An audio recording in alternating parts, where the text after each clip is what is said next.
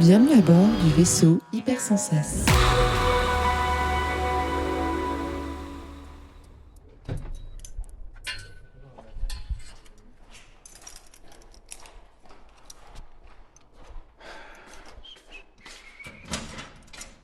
Ah cool. Des petites cartes postales.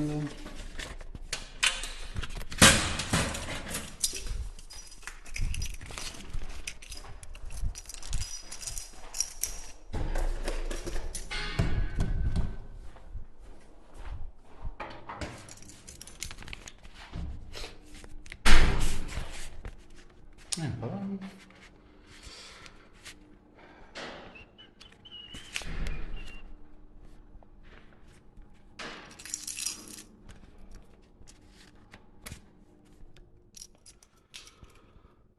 Bon, je dis ça, puis je me couche.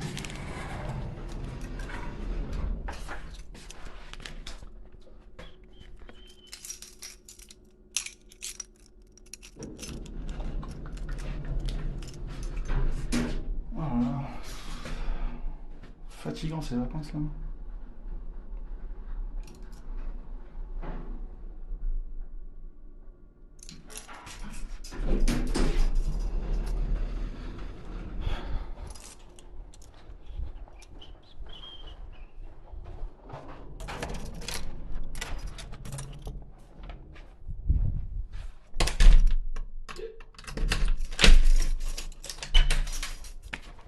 Coucou. Alors, qu'est-ce qu'on a au programme? Ah bah c'est pas mal, il y en a... Attends, je compte 1, 2, 3, 4, 5... Ah, c'est cool. Bah on va lire ça tranquillement. Bonjour l'équipe adorée du Contrecast, j'espère que votre été se passe pour le mieux. C'est Matt Satonaka au bout du fil. Oui oui, au bout du fil. Si j'utilise cette expression désuète, c'est parce que je vous propose un petit bond dans les années 80, dans le sud-ouest de la France, avec mon coup de cœur vidéoludique. Pas de nostalgie, mais plutôt des souvenirs redécouverts et une ferme envie d'aller de l'avant. J'ai une question pour vous. Que recherchez-vous dans un jeu vidéo? Une mécanique exigeante, des règles intransigeantes, une musique entraînante, des émotions poignantes, un récit prenant? Sûrement un peu de tout ça. Et c'est sur le terrain des émotions qu'excelle le jeu dont je vais vous parler. Ce jeu s'appelle Dordogne, comme le cours d'eau, qui naît dans les entrailles du puits de Sancy pour donner vie à l'estuaire de la Gironde. Au fil de son cours et au gré de son mascaré, la Dordogne arrose des paysages bucoliques et enchanteurs comme ceux que vous pourrez admirer dans le jeu. Elle fournit un cadre enjôleur au personnage de Mimi, une jeune femme qui retourne dans la maison de sa grand-mère récemment défunte. Le récit nous explique les raisons de son retour, mais aussi, au gré d'aller-retour entre le présent, durant lequel elle se réapproprie les lieux, et le passé, ses souvenirs d'enfance et de vacances avec sa grand-mère, ce qui l'en a éloigné. C'est sur la manière dont ces événements ressurgis du passé sont racontés que le jeu brille et m'a touché. Ce n'est pas un point and click pur et dur, vous n'y trouverez pas de phase de jeu exigeante, sauf si se brosser les dents et faire de la cuisine sont des défis au quotidien pour vous. C'est un récit interactif et animé, pendant lequel le voyage et les émotions ressenties sont centrales et fondatrices pour Mimi et pour vous. Le jeu est découpé en journées, auxquelles sont associés des événements attachés aux vacances d'été, faire son marché, découvrir des endroits mystérieux et inconnus, apprendre des histoires et des légendes. Pendant ces journées, vous collecterez des images, des sons, mais aussi des sensations et des émotions que vous sélectionnerez pour illustrer un récit de vacances. Vous l'aurez compris, beaucoup d'éléments du jeu gravitent autour de la Dordogne. Là aussi, cela m'a parlé, car j'adore les cours d'eau. J'adore leur vivacité et leur fraîcheur. Je suis amoureux des aigues vives et chantantes. J'ai été inondé de bonheur en naviguant sur les flots de la Dordogne, en y nageant par le truchement de Mimi, dans des décors entièrement peints à l'aquarelle. Si le jeu compte quelques faiblesses, c'est dans la non-résolution de certaines intrigues, et même dans son postulat de départ. Mais cela ne vient guère entacher le reste et tout ce que vous en retirerez. Sa force, elle, réside dans la façon dont le récit s'écoule au fil des jours, et dans son propos final, qui n'est pas nostalgique, et qui nous montre que on ne peut pas savoir où l'on va si on ne sait pas d'où on vient. Et la famille fait partie intégrante de ce cheminement, de ce puzzle. La réalisation est assurée par le studio Humamination et édité par Focus. Le jeu est disponible partout, Windows, PS5, Switch, Xbox et particulièrement sur le Game Pass, grâce auquel vous pouvez y jouer sur tout appareil connecté. Bonnes vacances! Salut l'équipage, c'est Quantum à l'appareil. J'espère que vos vacances se sont bien passées, que vous êtes prêts pour la rentrée. Pour ma carte, j'ai failli me la jouer troll et vous reparler du jeu Power Wash Simulator. Il faut dire qu'en un an, on a eu le droit à un DLC sur Tomb Raider, un autre sur Final Fantasy VII, on a même eu un sur Bob l'éponge et il y en a un sur Warhammer 40 000 qui est en préparation. Mais bon, je n'ai pas fait que laver virtuellement des choses en un an. J'en ai déjà lavé pour de vrai, ce qui est beaucoup moins fun, mais j'ai surtout continué à lire des mangas. Et aujourd'hui, j'aimerais vous parler de celui qui m'a le plus retourné le cerveau ces derniers mois, Adieu Eri de Tasuki Fujitomo. Déjà son auteur, il a beau être jeune, il va avoir la trentaine cette année, il a déjà accouché de 2 séries qui ont eu un succès critique, Fire Punch, mais surtout Chainsaw Man. Pour être transparent avec vous, je voulais parler de ce dernier au départ, mais la carte aurait dû être beaucoup plus grande. C'est durant une pause que l'auteur faisait sur Chainsaw Man qu'il a écrit et dessiné ce one-shot de 200 pages. Il est d'abord paru sur le site Shonen Jump Plus en 2022, avant d'être édité en livre la même année au Japon et en 2023 chez nous. Adieu Eri raconte l'histoire du jeune Yuta, collégien dont la mère est atteinte d'une maladie incurable. Ah oui, j'ai oublié de vous dire, chez Fujitomo, c'est pas la joie, les contillons et la grosse éclate dans les histoires. Bref, pour son anniversaire, ses parents lui achètent un nouveau smartphone qui va vite se révéler être un cadeau empoisonné. En effet, sa mère, consciente de son décès prochain, lui demande immédiatement de la filmer le plus possible avec son nouvel appareil afin que Yuta et son père ne l'oublient pas. Le jeune homme s'exécute et on trouve des instants de vie de sa mère sur les pages suivantes du manga. Puis vient la dernière entrée à l'hôpital et sa mère qui lui demande de filmer ses derniers instants. Yuta refusera, fuira l'hôpital et le bâtiment explosera juste derrière lui. Oui, oui, exploser.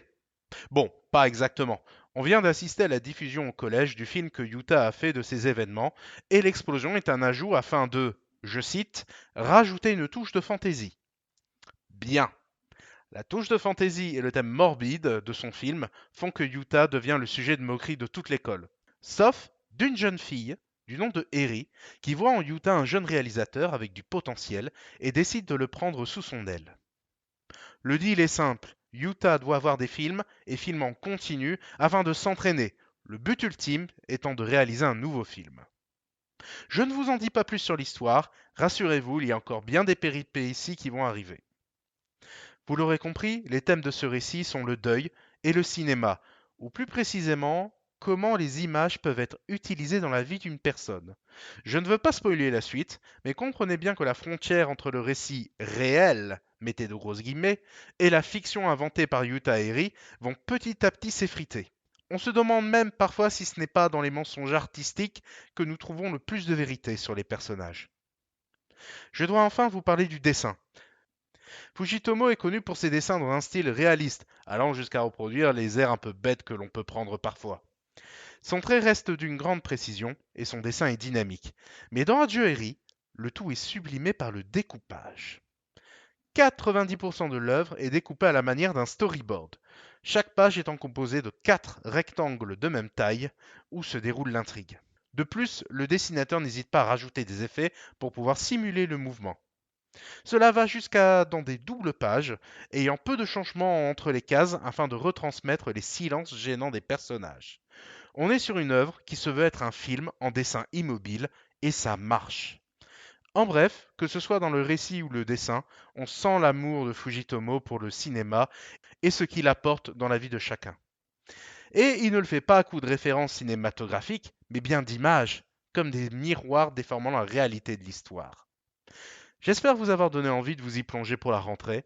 Vous pouvez le trouver chez Crunchyroll Édition pour un prix entre 7 et 8 euros environ. Petite note, pensez à vos pourvoyeurs de piles à lire de quartier avant de vous ruer sur Amazon. Sur ce, je vous souhaite une bonne lecture et j'espère à très bientôt. Bon, je sais pas vous, mais cette fin, elle manque un peu d'une touche de fantaisie, non?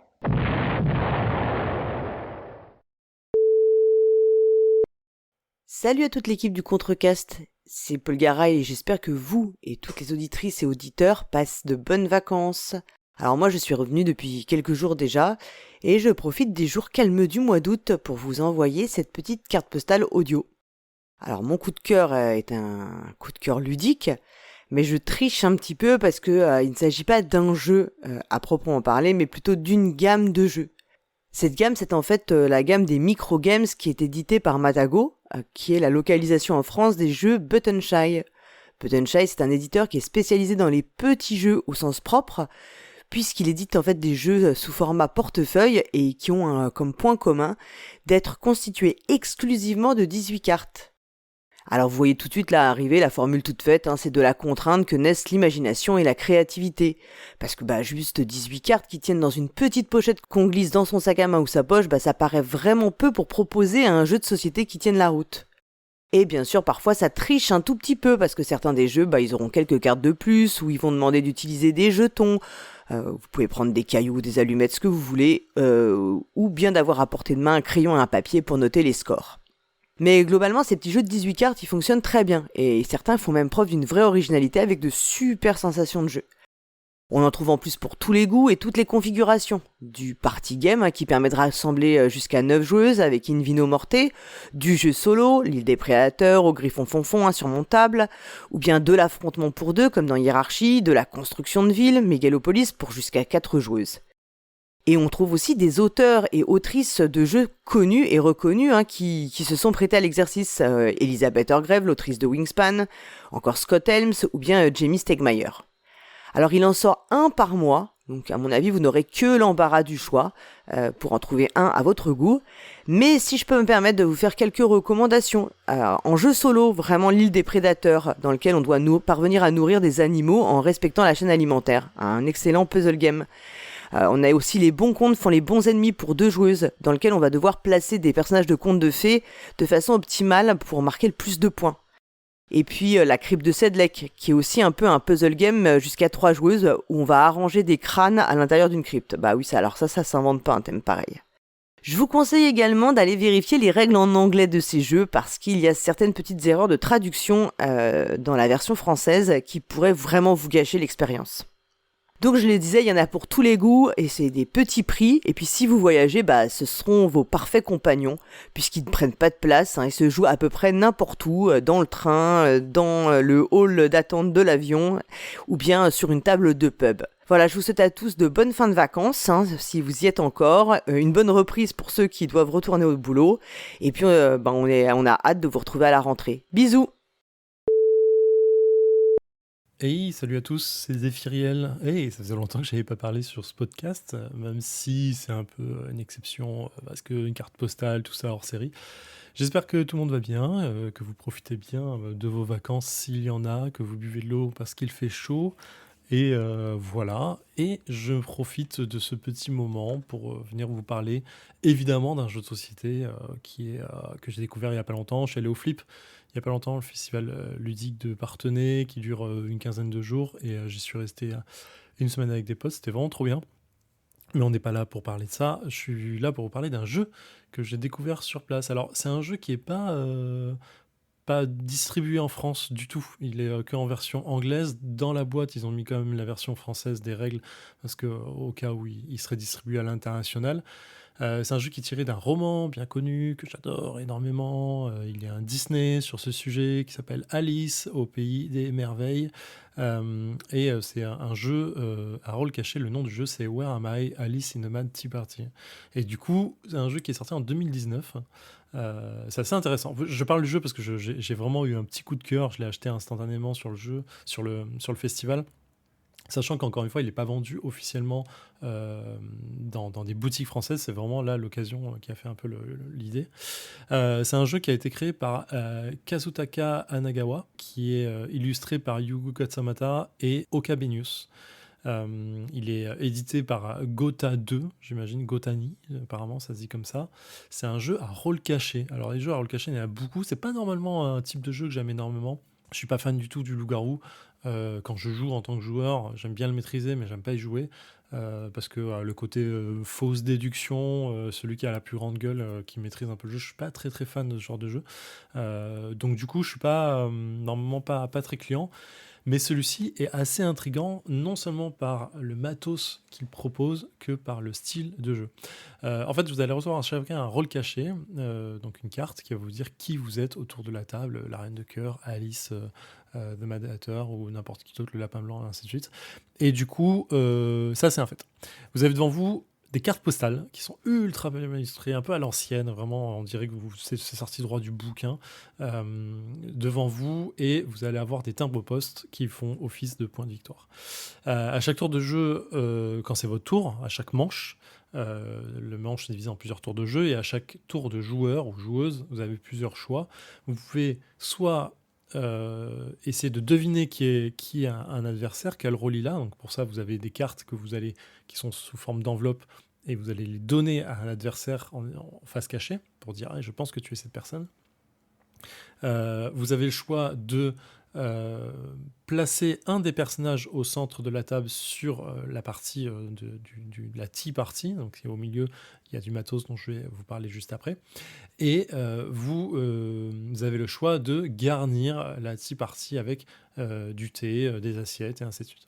Et en fait tout le sel du jeu est là-dessus, c'est-à-dire que vous pouvez vous placer où vous voulez autour de la table. Il y a 4 places autour de la table. Vous pouvez placer qui vous voulez autour de la table. Vous n'êtes pas obligé de placer votre joueur.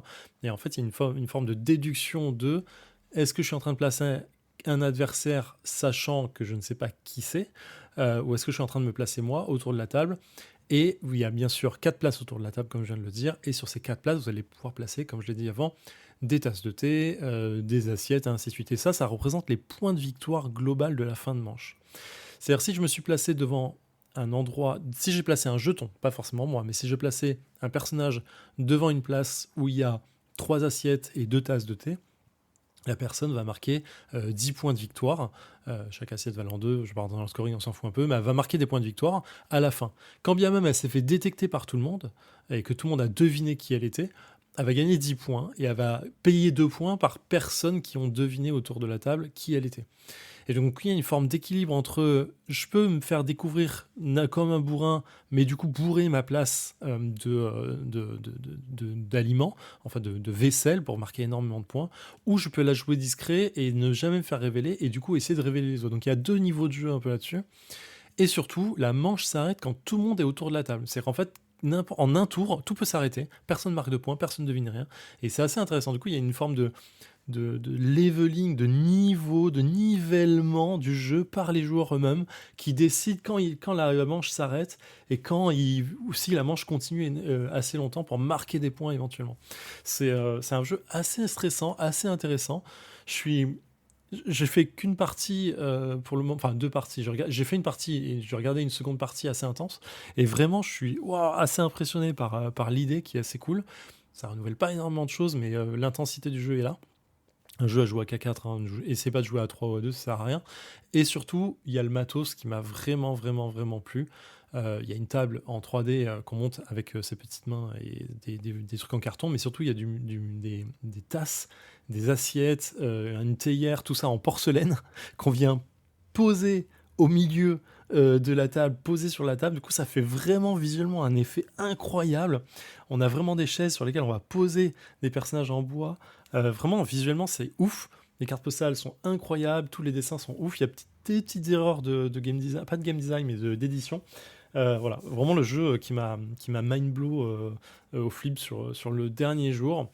Et j'étais assez content du coup de l'acheter un peu comme ça, un peu sur un coup de tête pour pas très cher.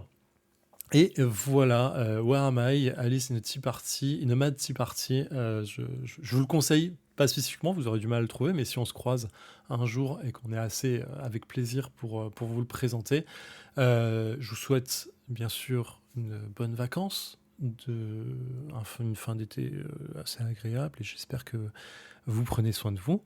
Voilà, des bisous à toutes et à tous, et bien sûr, on se revoit peut-être ou pas bientôt. Ciao. Salut à toute l'équipe, j'espère que vous passez toutes et tous de bonnes vacances pour nous revenir en forme à la rentrée. Ici Petite, en direct du sud. Bon, au moment du message, pas encore en vacances, mais quand on habite pas loin de la mer, c'est comme si on était toujours un peu en vacances, on va dire. Alors moi, j'aimerais vous parler d'un comics indépendant américain assez confidentiel en France, et c'est bien dommage parce que c'est un de mes comics préférés, si ce n'est mon préféré. En tout cas, il est facile dans mon top 5, ça s'appelle Love and Rockets. C'est un comics qui a été créé par 3 frangins mexicano-américains, à savoir Jamie, Gilbert, je sais pas si on dit Gilbert ou Rilbert, et Mario Hernandez. Il est édité depuis ses débuts dans les années 80 aux États-Unis par Fantagraphics et il rassemble en lui-même plusieurs séries à suivre, les principales étant Locas par Jamie et Palomar par son frère Gilbert. Perso, j'ai découvert Love and Rockets il y a une dizaine d'années par la série Locas, qui à l'époque était éditée en France chez Seuil et Delcourt. Et même si les éditions en France étaient un peu anarchiques, on va dire, c'est-à-dire qu'il manquait le début, il manquait plusieurs épisodes, etc., en fait j'ai tout de suite accroché. Dans Locas, les personnages principaux, c'est 2 amies, parfois amantes, qui s'appellent Maggie et OP, et on va suivre leurs aventures du quotidien et leurs débords sentimentaux. Elles gravitent autour de la scène punk de Los Angeles dans les années 80. D'ailleurs, à noter que Love and Rockets, donc ça a été créé dans les années 80, comme j'ai dit, et en fait la série elle est toujours en cours de publication. Et ce que je trouve génial avec cette BD, notamment dans Locas, c'est que les personnages ils vieillissent au fil des années de parution, donc vraiment ils vieillissent en même temps que nous, quoi. Donc quand la série démarre, OP et Maggie, je crois qu'elles ont un peu moins de 20 ans, et dans les derniers épisodes que j'ai pu lire pour le moment, elles étaient genre quarantenaires, quoi. On voit leur comportement évoluer aussi au fil des parutions, leur corps changer, et c'est assez introspectif comme comics, tout en étant quand même assez fun à lire. Les personnages, même secondaires, sont très travaillés, et pour le coup, il y en a vraiment beaucoup. Si je pouvais faire une comparaison, vu qu'il y a quand même des influences de comics dans ce genre, je dirais que c'est un peu une sorte de Archie Comics version punk et mexicano-américaine, si vous voyez le genre. Donc ça, c'est pour la série Locas, et l'autre série principale de Love and Rockets, c'est Palomar. Alors ça, j'ai lu moins de chapitres pour le moment, ça parle des habitants d'un village mexicain fictif, donc qui s'appelle Palomar. Il y a énormément de personnages que l'on suit, pareil, ils sont tous très travaillés, c'est des courtes histoires qui s'enchaînent. À chaque petite histoire, ça change en fait de point de vue de personnage, donc on va toujours trouver un perso qu'on aimerait suivre. Alors par contre, au début, je trouvais les dessins de Gilbert assez particuliers, et je pense qu'ils peuvent un peu rebuter, contrairement à ceux de son frère, Jamie, auquel j'avais vraiment accroché direct. Mais bon, on finit par s'y faire, et maintenant je les apprécie vraiment. Alors pour trouver la série en France, ça fait 2 ans que l'éditeur Comics Initiative a entamé un superbe travail de réédition sur Love and Rockets. C'est édité sous forme d'intégrale via Ulule, les tomes ils sortent 2 par 2, mais ça se trouve aussi en librairie. Pour le moment, il y a 4 tomes de sortie et ça suit l'apparition des intégrales américaines chez Fantagraphics. Voilà, j'espère vous avoir donné envie de découvrir, j'avais vraiment envie de mettre en lumière ce comics, qui est un peu un pan de la culture comics indé américaine, on va dire, aux côtés des Charles Burns, Daniel Close et compagnie, mais qui est vraiment trop peu connu en France. Quand on commence à lire, on n'arrive plus à en sortir, les frères Hernandez, ils ont créé un monde tellement riche, avec tellement de personnages, tous plus travaillés les uns que les autres, je trouve ça vraiment génial à la lecture, on plonge dedans et on adore les accompagner dans leurs aventures. Voilà, c'était ma petite recommandation pour le Contrecast et ses auditrices et auditeurs. Salut à tous et à toutes et à bientôt. Ciao ciao. Pas mal du tout cette petite carte postale, ça fait plaisir à lire en tout cas. Merci à toutes les personnes qui ont participé, ça fait plaisir. Et puis, il y a un problème, c'est que c'est bientôt la rentrée, mais c'est pas grave, parce que ce sera aussi l'occasion de se retrouver. Ça rime. Fin de transmission.